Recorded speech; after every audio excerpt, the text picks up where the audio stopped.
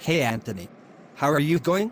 Man, it's weird to see you out in the neighborhood, instead of just at uni. Well, hi, Gordo. Good to see you too. Yeah, they do let me out sometimes. Hey listen, I know it's not a work day for you, and all, but is there any chance I can ask you about some uni stuff? I'm really confused about one thing that keeps coming up. Sure. But you know I am probably going to make a wildly hilarious dad joke at some point, right? Yeah, I figured. You realize you don't actually have to, right? Oh, I think I do. Anyway, what are you confused about? It's the subjective and objective stuff. And I can't work out where the reasonable person comes in. That's a pretty common confusion. It's one of the hardest things for first-year students to wrap their heads around. But I will give it a shot. See all of these flowers here at the florist's? Yeah. Well, which flowers are your favorite? I don't really know. I kind of like the Gerberas. They are colorful and happy, and they were my mother's favorite flower. The red ones especially. That's beautiful. Now, what you've just given there is a subjective view. It's personal.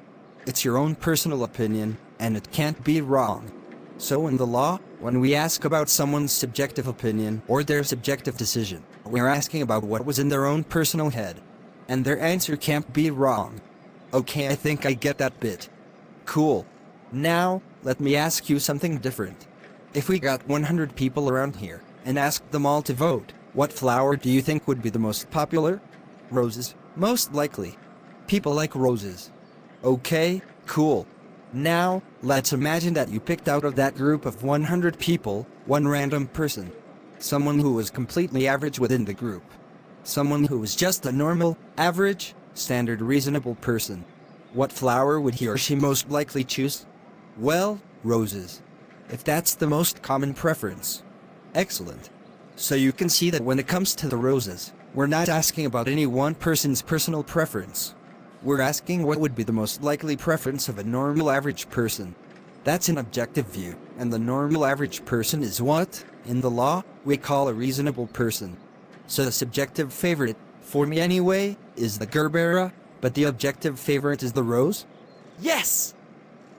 Can you give that to me now in a legal example? One from contract law? Sure. Let's stick with the florist though. Think about a cut bunch of Gerberas. A nice bright bunch. What do you reckon most people would pay for those? I don't know. Say, $40? Okay, so $40 is an objectively fair price for those Gerberas. Yeah. It's the price that a reasonable person would be happy to pay. Sure, okay, I get that. Now, imagine it's your mom's birthday. There is only one bunch of Gerberas left at the florist, and there are 3 other people who want to buy them too. You know that the one thing your mom wants more than anything in the world is a bunch of Gerberas on her birthday. What would you be willing to pay for that bunch? Heaps. Maybe $200. What a good son. So can you see that subjectively, to you, fair consideration for those flowers is $200. But objectively, to the reasonable person, their value is about 40? Oh, I get it now. Perfect! Did you know that flowers actually sleep overnight? They what? It's true. They sleep. In a flower bed. Am I allowed to call you an idiot, since we're not at uni?